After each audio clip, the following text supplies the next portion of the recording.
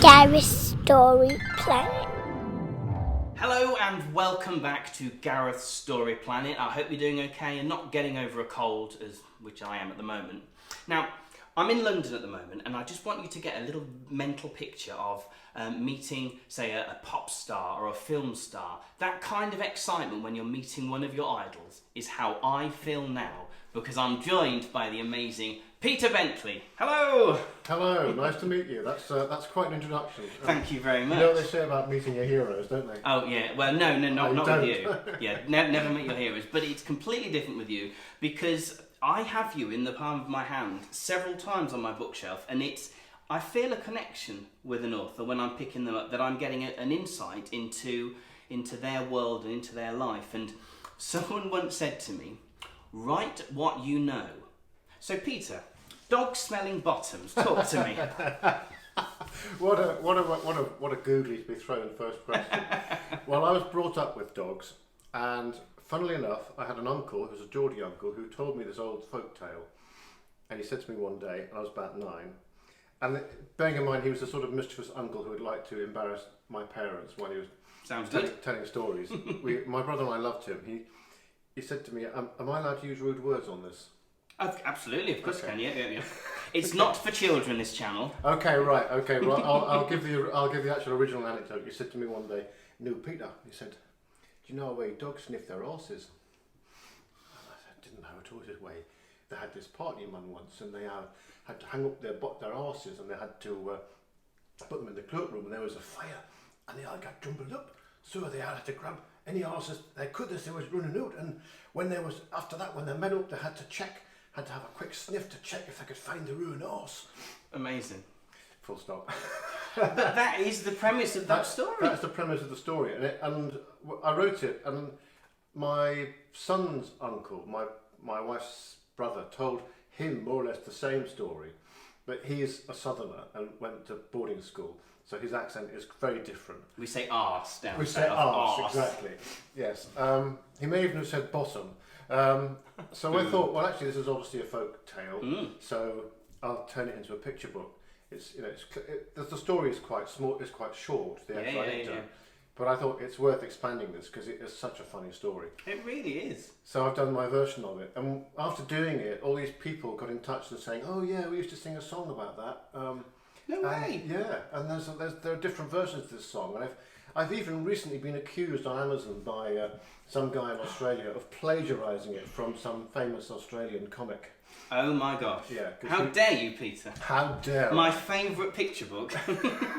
So there are versions out there, and I guess, I don't know how old the story is. I mean, how long have dogs been sniffing each other's bottoms? Forever. And I want to think that actually they do it because of the tale in your story. Well, I'd like to think so. I think they've got wind, if you like, of...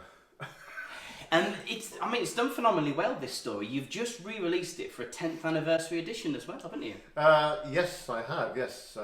It's one of my top 3 best-selling books. Amazing. It seems to have a bit of a cult following, not just among children. I mean, I hear reports... Adult here. Yeah, adult here. At times, questionable adult here.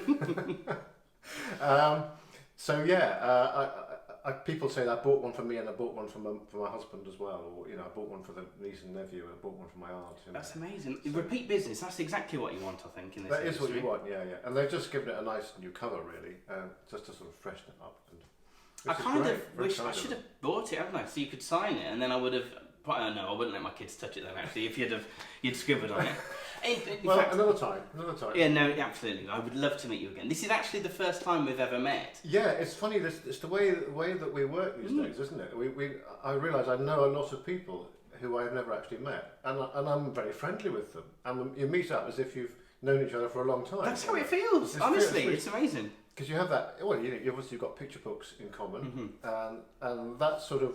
I think that presupposes a certain level of niceness, actually. Yes. There are very few real shockers, are there, among picture book authors and illustrators that I've met? Everyone that I've met so far has been so nice, so friendly, very welcoming and complimentary, like genuine, actual nice words, not just kind of, the smokescreen of you know, chewing the fat, saying the nice thing. Air kisses, isn't it? Yeah, it's not like from the theatre world. sometimes. There are a few people like that. I'm not mentioning any names, of course.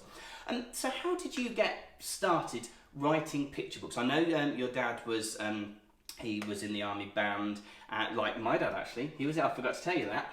He was in an army band as well. Really? Not the same one, but he was, many years ago, he was, I think it was Gillingham, Kent is where he was based, but he was in the army band and he played the French horn. So music is very much a part of me. That's very interesting, yeah. Well, same for me, though I'm not a musician, but my son is a musician, my daughter also plays guitar, and you know, we've got lots of musicians surrounding me. I'm the generation that it kind of skips, but I'm a music lover, if you like. It's within you, because your rhyming texts are fantastic, and they never, for me, they've never missed a beat, and that is why I think you are up there on a pedestal. I'm not trying to be gushy, but you are up there on a pedestal because your rhymes are perfect. Oh gosh. Pay me later. Making that noise under the table quickly. Well, you're very kind. I do. I mean, for me, that is part of the craft of it. Yes. And I set myself quite a high standard, if you like, for rhyming. Now, it's perfectly fine to do half rhymes and almost rhymes and near rhymes and sort of assonance type rhymes that you get in a lot in pop music and rap and stuff, which is brilliant. And the rhythm rap, for example, I think can be rhythmically brilliant. Look at Hamilton. Actually, I know that isn't the same, but that is just work of genius.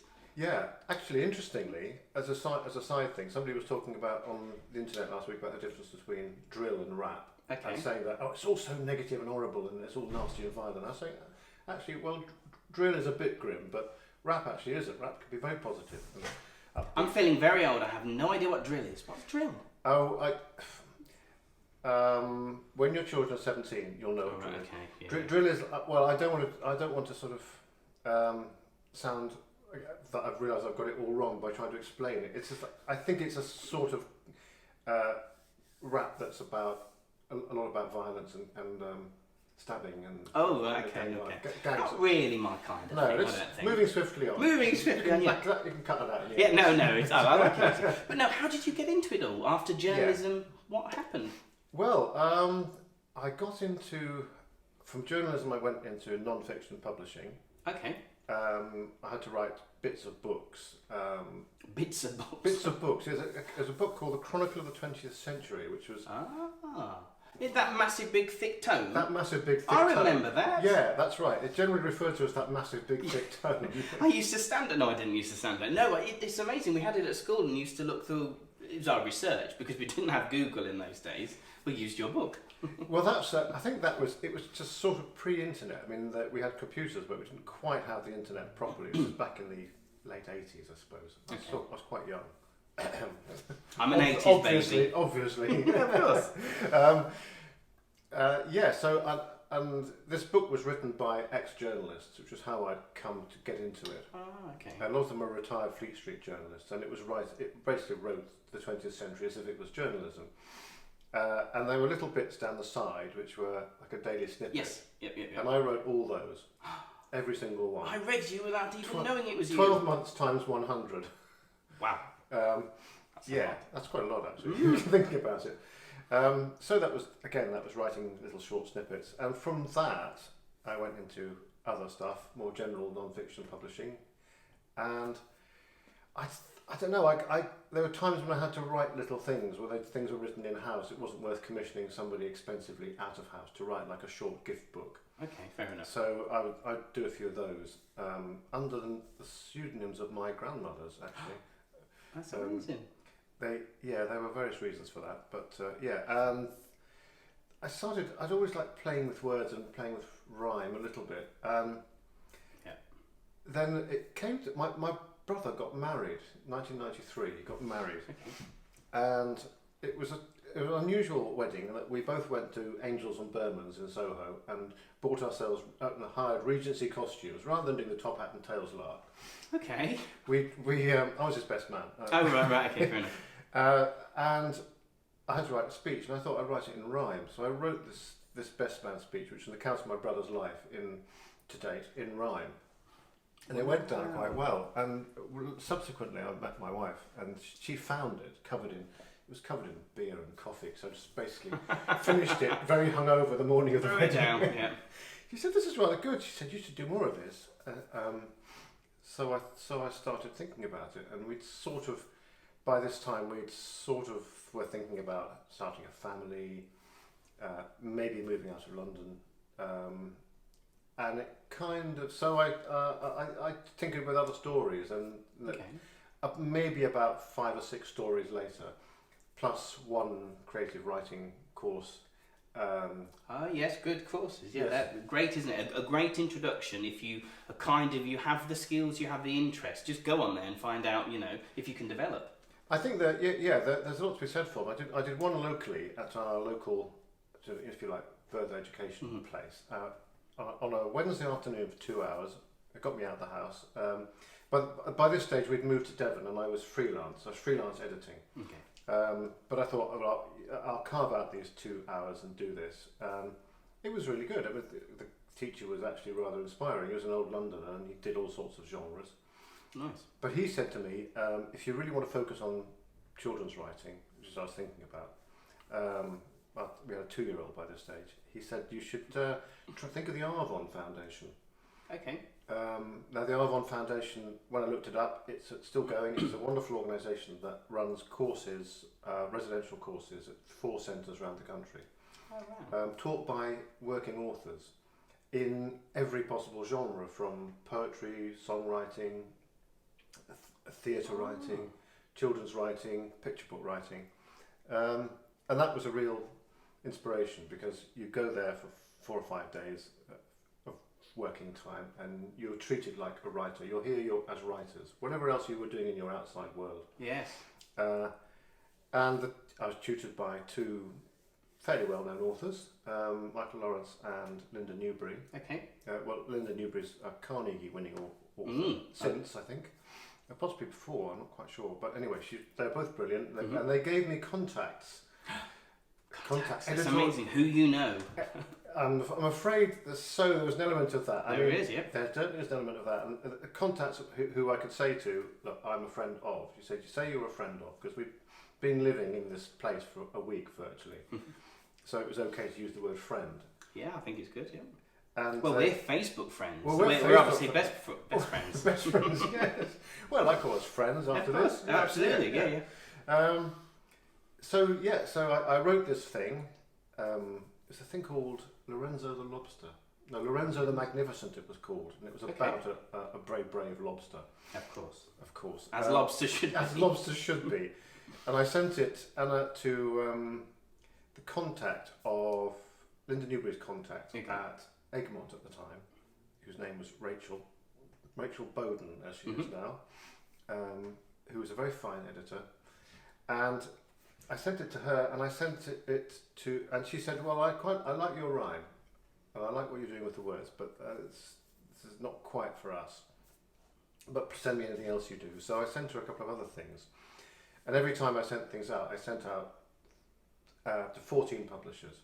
And one of the tips I got on the course was, people sometimes say to you, send it to one publisher, and this is only the early 2000s, and this was like printing it out, putting it in a brown envelope, with an envelope inside it, with stamps on to send it back. What old hat that sounds! sounds! It sounds really old hat, doesn't it? Think about it now. But so I sent things out to. Did you have an agent at this point? No.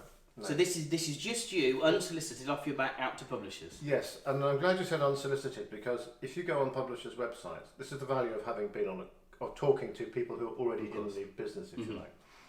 Publishers' websites often say no unsolicited manuscripts. Read it a lot. Yeah, you do read that a lot. And the thing is, the picture book editor who you're going to work with ultimately hasn't done that website. It's been put on there as a matter of course by whoever's developed their website, and you should basically just ignore it. There you go, golden advice from Peter. Ignore what the website says. Ignore what the website says. Nobody wants to miss out on the next Harry Potter or the next Julia Donaldson. So everything will get distracted now by the camera. You are. There are people out there watching. Good God. Yeah, I know. So you can ignore that safely, and everything you send to a children's publisher will eventually be read. and you will eventually get some kind of feedback on it. I mean, I sent this story eventually. I think it was the third thing I'd sent out to 14 people, called A Lark in the Ark. Ah, yes, okay. And Rachel was one of the people I sent it to at Egmont, and I got 12 very nice, constructive rejections. Actually, one of them was a standard letter saying, "Thank you for sending us your poems," plural. Oh, nice. They put the wrong letter in, obviously. Okay, yeah. A lot of it was constructive. Some people saying, there's not room on our list. We've done something similar, or what you get back, and fair enough. And I didn't hear from two people. That was Rachel, and I think it was. Are you listening, Scholastic? It was you, and Scholastic. But then about 6 weeks later, I got this email from Rachel Bowden, Rachel Rimmer as she was then. I think I follow her on Twitter actually, Rachel. You probably do, yes. She is a very good editor. She freelances quite a lot. So she said, "We just found this. We were having a bit of an office reorganisation, and I just found your thing in my pile. We'd like to go ahead with it." And of course, I couldn't get me off the ceiling for about 3 weeks after that. Isn't that an amazing feeling? And I mean, I talk to my partner quite often about it, and he generally does get excited, but I don't think he can kind of comprehend what it actually feels like until you're in that position. You have created something, put your heart in it, loved it, hate it, loved it, hate it. Someone else has seen something in it and they want to take it to the next level. It's phenomenal. It's phenomenal. I mean, and it's sort of... It clicks a magic switch as well, because... Magic switch. A magic switch. It clicks a magic switch because suddenly you're a published author. You're not published yet. In fact, she accepted the text in 2005 and it wasn't published till 2008. Wow. That being, as you know, the absolutely. turnaround time. Picture books have to be illustrated. Illustrators have to be found. And I remember 2005 vividly. It was the year I was on Most Haunted on an investigation with them. So I remember that, how long ago that was. Fantastic. Yeah. That's Brilliant. a bit of advice What I never thought I'd thing say. to do. Yeah. It got picked up, and then I would send things to other people, and I'd say I'm being published by Egmont, and you get straight through to the right person. Oh, that's amazing. Again, who you know, because you had a contact, because you had a good piece of news. You went to the next step, a boot camp. A boot camp, yeah. I mean, I think if in terms of sending unsolicited stuff to publishers, it's worth. Well, one thing you should do is always send it to a name. Yeah. Don't just send it to the editor or to the picture book editor, because then it'll get shuffled around. It'll end up on the pile of the hapless junior or even the intern. Yeah. I've said this in another video as well. Actually, it might not get read by the right person because they need to go through the slush pile. Fair enough. I mean, it will get read eventually. I mean, for the record, the other publisher, the 14th publisher I hadn't heard from, I heard from Scholastic a year later. A year later? They'd moved offices. Okay. My thing had arrived as they were moving offices and to where they are now. And they'd said, I'm sure this isn't still available, but is it available? We'd rather like it. So I not only had the double chuff, hormone hit of two people liked my book. It wasn't just a fluke, but I also had the rather horrible pleasure of emailing back and saying someone else has taken it. Wow. Bye bye.